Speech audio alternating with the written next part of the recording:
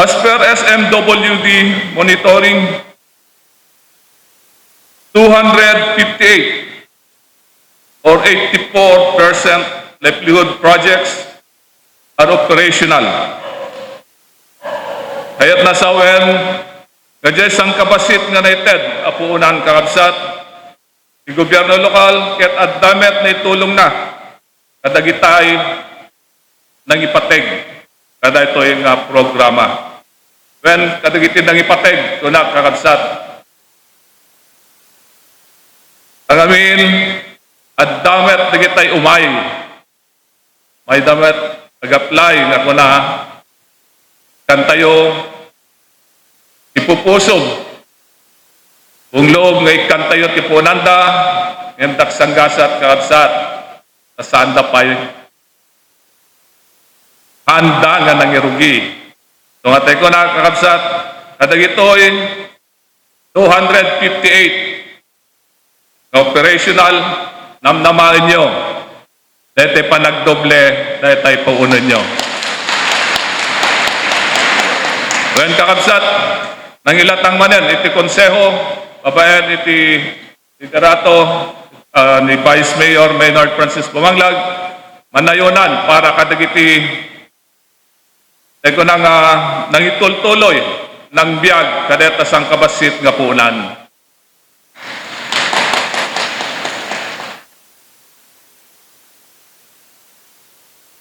Kas kumakin Estrella Kabinyan, Ma'am Estrella Kabinyan, ada kakadi, kataga Barangay Santo Tomas, nga naikan iti RTL iti 2022, from a small sari-sari store, at dapayan bigasan nan apo.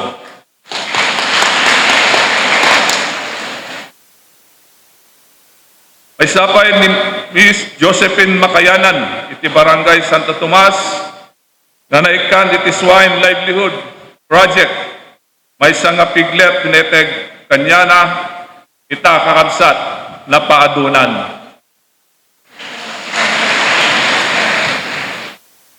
There are also associations who are recipients of the RTL program, like the garlic noodles processors, meat processors, t-shirt printing groups, and candle makers.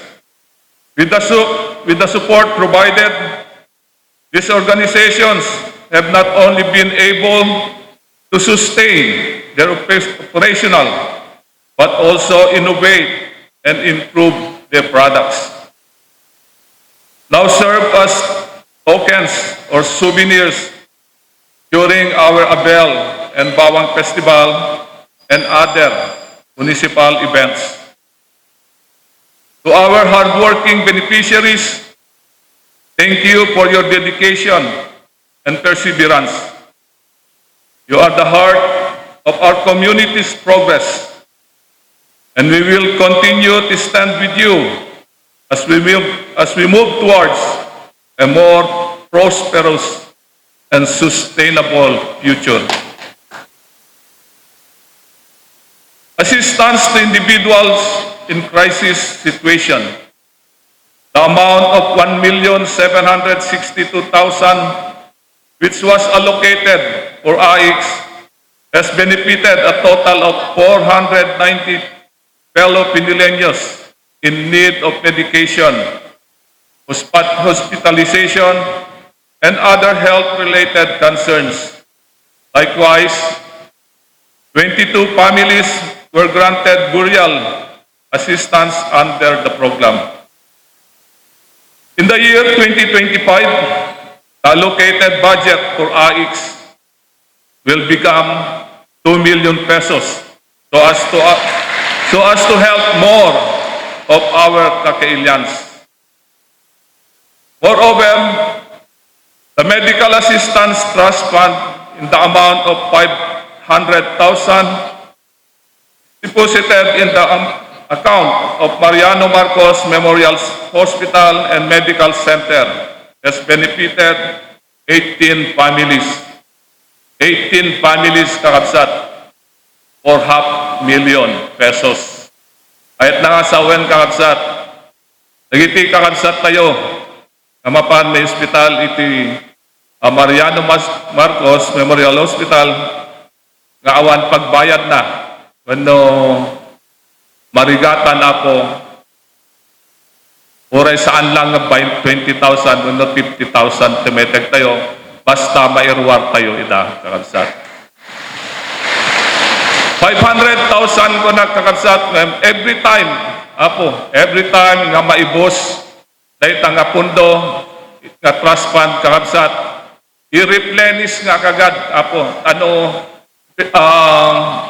ag below 50,000 na apo ibagamat na ni MPDC wano ni DSWD basitan 50,000 lang yan datay trust fund tayon kunada. So kasarita ka po ti finance kan kaslamatan ipakadak iti konsehales nayunan tayo another 500,000.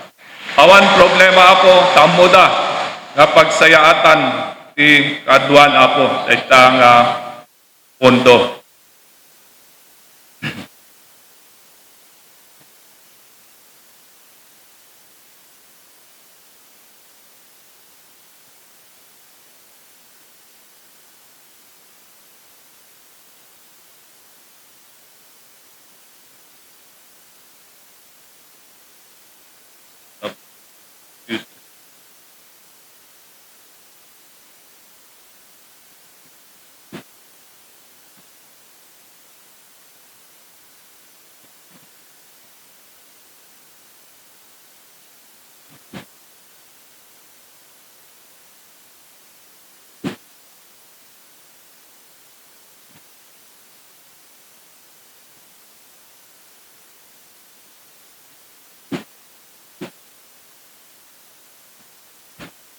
The needs of 20 solo parents and 12 OFWs, such as livelihood, education, and health, were also addressed. Persons with disability. The operation of Pinili Stimulation and Therapeutic Activity Center, or STAC, which was launched in 2008 by, of course, our former mayor, our nanay, Dr. Anunciacion Duldalao Pagdilao, former mayor.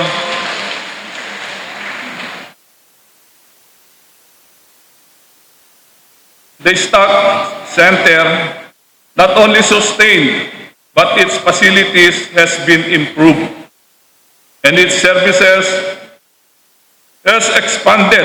At present, there are 23 0 to 14 years old children with disabilities who are undergoing physical therapy, occupational therapy, and special education at Pinili STAC.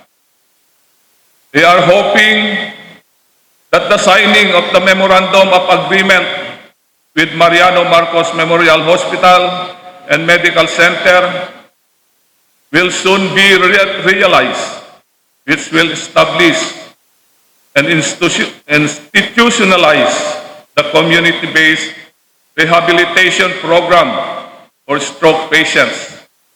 At nitikas na kakabsat, asa sideg, yan mapalagaan, kadagitay kasapulan iti therapy. 156 persons with disabilities were granted cash assistance as mandated by the municipal ordinance authored by Honorable Dr. Anunciacion D. Pagdilao. Next up po, by the year 2025, aminton nga kakailyan nga darangkap na ket makaawat ton ti cash assistance. Daytoy ket napagmaymaysaan dagiti opisyales, iti budget hearing, iti bulan ti Agosto.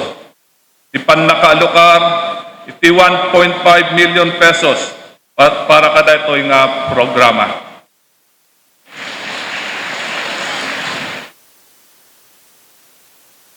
In 2023, there was one centenarian who received a birthday cake and 50,000 cash by virtue of Municipal Ordinance authored by our good Municipal Vice Mayor, Honorable Maynard Francis Bumanglag. This year, 4 centenarians were awarded 50,000 each. Upat apo nga centenarian, ado pa dagitay sumarsaruno nga mabenepisyaran. The Milestone Award Program through a municipal ordinance authored by former SB member Jerry Fernandez has benefited 161 elderlies.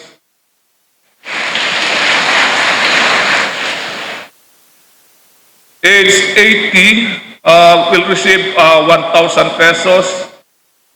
Age 85 receive 2,000 pesos.